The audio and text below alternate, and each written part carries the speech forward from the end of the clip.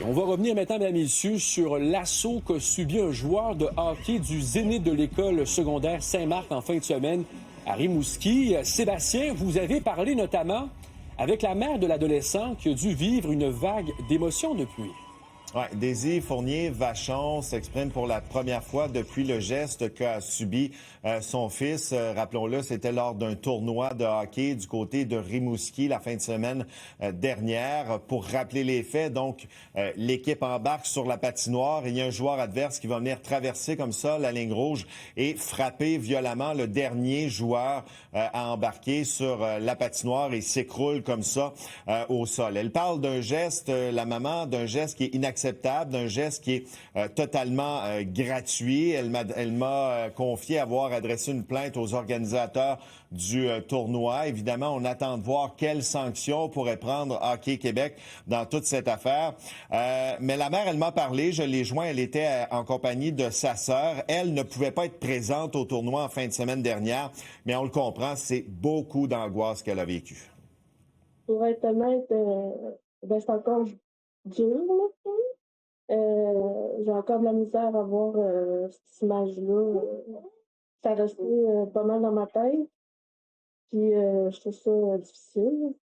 Pour une mère, ça fait mal de voir son enfant se faire... ouais. C'est inacceptable, c'est gratuit. C'était... Désolée, c'est les émotions, là, je trouve... ça me fait encore de la peine pas mal. Bon, on sait que les images qu'on présente depuis lundi, qui circulent abondamment aussi sur les réseaux sociaux, encore aujourd'hui, sont en révision auprès de Hockey Québec. Il y a des sanctions additionnelles qui pourraient être données aux joueurs de Rimouski. On attend cette décision, évidemment, du côté de la famille. Puis ce qu'on déplore en même temps, c'est que l'arbitre qui était présent à cette rencontre n'ait octroyé qu'un 10 minutes de pénalité aux joueurs fautifs et qu'il ait pu terminer la rencontre par la suite. Écoutons donc la tante du jeune homme. Nous, on s'inquiétait.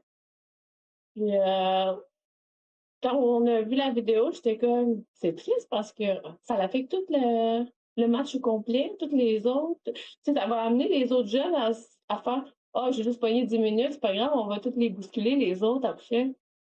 Fait que, je crois que il faut pas banaliser ce comportement-là. Parce que sinon, c'est comme si on dit, OK, allez-y, puis qu'on acceptait un geste de violence. Hockey Québec doit rendre une décision dans les prochains jours. Très bien. Merci, Sébastien. Au revoir.